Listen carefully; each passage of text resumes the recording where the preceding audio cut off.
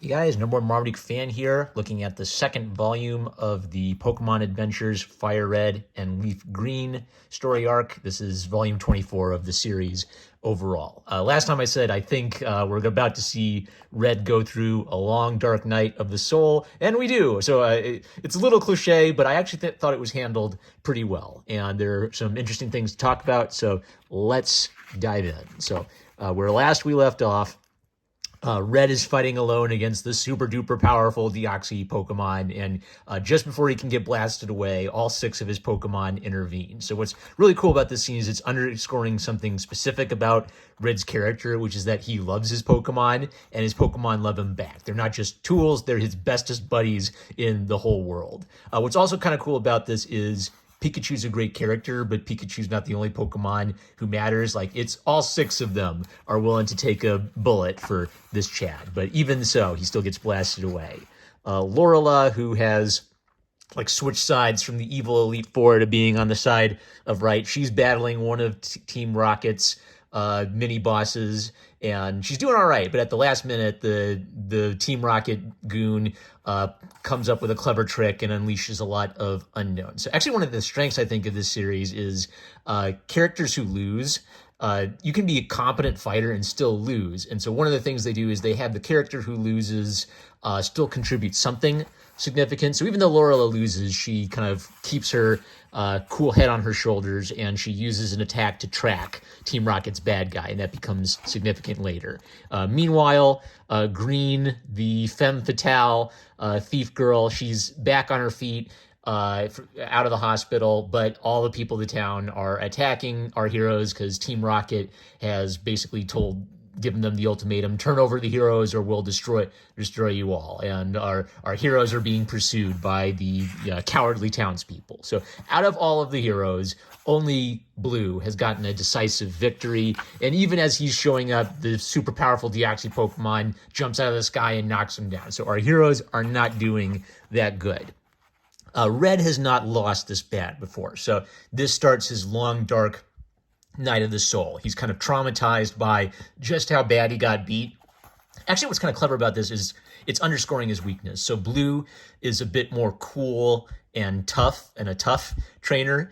He's not as lovey-dovey with his kids as Red is. Red really genuinely loves his Pokemon, but that means is when they get taken out, it really hits him in a way it probably wouldn't hit Blue. So also, this is kind of a nice example of the writer Hidenori Kusaka using things from the games in interesting symbolic ways. So one of Hidenori's ideas is the Pokedex is a symbol of a young trainer's mission. The older generation gives you this thing, and he gives you a purpose. Go out there and explore the world and learn about interesting Pokemon, right? So when Red loses his Pokedex, it's like he symbolically lost his purpose and his mission in life. Maybe Professor Oak just thought we weren't worthy of having this mission, and Blue just gets sick of him and concludes that Red's lost his nerve. Meanwhile, the evil Giovanni, we get some backstory learning that, dun dun dun, Giovanni is looking for his long lost son. So he is an evil man, but he has in his heart he has a noble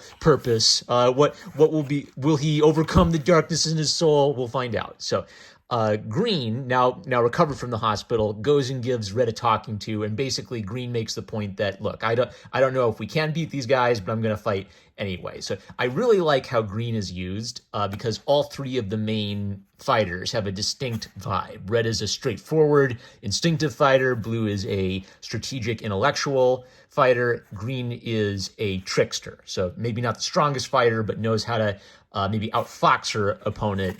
And so for her, this is a big deal. Not the strongest fighter. I'm going to go fight anyway, and kind of calling Red to be courageous himself. Now, Green also, there's kind of like this interesting angle where Professor Oak trusts Green because he kind of, Red and Blue may be better fighters than her, but she actually has a head on her shoulders. So she knows something that the boys didn't know, which is that when Oak asked for their Pokedexes, he wasn't taking them away to punish them. It was so he could upgrade them and make them even better Pokedexes. So he never lost their faith in them the whole time. Jumping ahead, so we know there's a bad guy super duper Pokemon, so we need a good guy super duper Pokemon, and Mewtwo comes back. So one neat thing about this series is excellent fan service and excellent use of overpowered characters. So Mewtwo is an overpowered character. He's one of the strongest Pokemon who ever live. So in the past, they've had limits on him. It's like he's so powerful, no trainer can handle him. So he can only fight for brief periods of time, and only Blaine, the tough old fox trainer, has been able to handle a guy like Mewtwo. And even just the idea of fighting with Mewtwo, it was like it was putting a strain on Blaine's body. So Mewtwo comes out of the word work and offers his services very dramatically. Now the unknown who were unleashed earlier are running around causing trouble, so basically they got to knock them all out. So Mewtwo explains his motivation, because Mewtwo's a smart Pokemon and has kind of like an epic Vegeta monologue. So there are only 3 people Mewtwo has ever respected: Blaine, the tough old guy who trained him; Ash, not Ash, I'm going to trigger some manga fans; Red, the trainer who captured him; and Yellow, because he witnessed Yellow's courage when she saved the world. So because Mewtwo is a tough loner type, you really have to earn his mad respect, and Red's one of those people. So I thought that was kind of nicely set up. That it feels like it feels believable to me that Red would earn Mewtwo's respect. And of course, he's super overpowered. So what's kind of cool about this is Red lost most of his Pokemon. They're in critical condition, so he gets one overpowered Pokemon, and he's blasting through the bad guys. They're kicking butt. Lorela wakes up and explains that she basically put a tracer on one of the bad guys so they can hunt him down to their headquarters and catch him. Giovanni shows up, and I forgot that this is Team Rocket's motto: raid on the city, knock out evil tusks. Rocket. It's no prepare for trouble, make it double. But there is one kind of interesting thing I think that's underscored here, which is that Team Rocket is basically the symbolic opposite to every 10-year-old's dream. So what being a Pokemon master means is it's going out and exploring the world. It's catching all of the interesting creatures, and not only do you capture them, they're your best friends, and you'll fight with each other to the death because you are best friends and you're going to stop evil. Now, Rocket is kind of the opposite of that, where they also want to collect all the Pokemon and acquire all the Pokemon, but they do it by any means necessary. So there's this kind of noble mission to explore the world and catch them all, versus this selfish desire to steal everybody else's stuff and make yourself the master of all the world. So Giovanni gives an evil speech where basically he points out that, look, we created you, Mewtwo, but the problem is you had free will. Deoxys, like you, is a genetically based Pokemon, but it has no free will. So we've eliminated that weakness and we've made the ultimate super weapon. And this is a really, really great idea where these 2 characters from different games do kind of have like this DNA theme to them. The writer picks up on that and actually makes kind of like a thematic point about it. Deoxys is sort of like the perfected Mewtwo in that both of them are, well, Mewtwo's engineered, Deoxys is from space, but both of them are, uber powerful machines who have the potential to be used for evil. This really ticks off Mewtwo properly, but Giovanni has a contingency. He has super powerful armor, which will contain Mewtwo's psychic abilities. Meanwhile, back at the ranch, Yellow's back, the darling little David and Goliath type girl. So Yellow's vibe, all of the main characters have a vibe. Yellow's vibe is that she doesn't like to evolve her Pokemon. She doesn't like big, strong Pokemon. She's very nurturing and motherly, but her courage and her kind of like her genius is that she sort of inspires her Pokemon to their best, to reach their full potential through her sort of nurturing care of them. Very much kind of like a motherly warrior. She fights Blue isn't at his gym, but she kind of like fights his Pokemon who are there to represent him. So this is another nice bit of fan service. Most of Blue's Pokemon at the gym are actually Pokemon he has in the game. So it's just sort of like a nice little nod that these are also Pokemon this character has used. But she loses because she's not primarily a battler. That's not mainly what she's about. Meanwhile, Green rescues Professor Oak. She gives him like the data chips that he entrusted to her because she's the only one he trusted to take care of him, and he's successfully able to update their Pokedexes. I think it's a very nice touch. The old Pokedexes get destroyed dramatically right at the last minute before the new ones are created. So it's almost sort of symbolically saying, okay, out with the old, in with the new. Now they have even newer, cooler Pokedexes to use on their journey.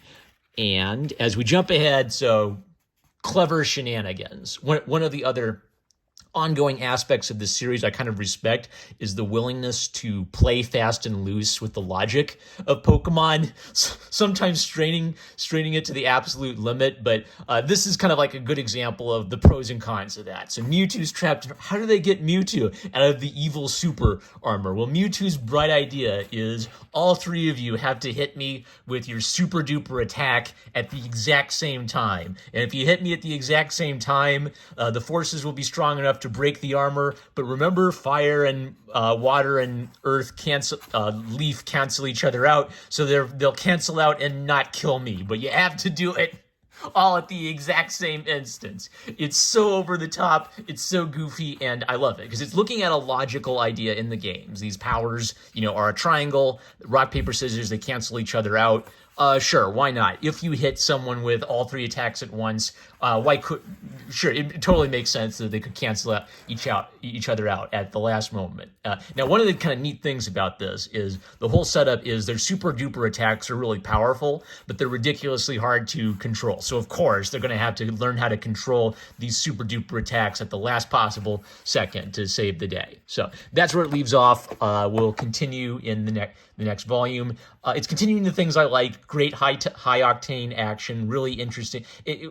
What's interesting about it is the characters are very simple, but because the writer has a very clear idea of who the characters are, it's sort of like he doesn't need them to be extremely multi-dimensional and have a deep conflict and consciousness. Red is basically who he is. He's a solid guy who likes to fight.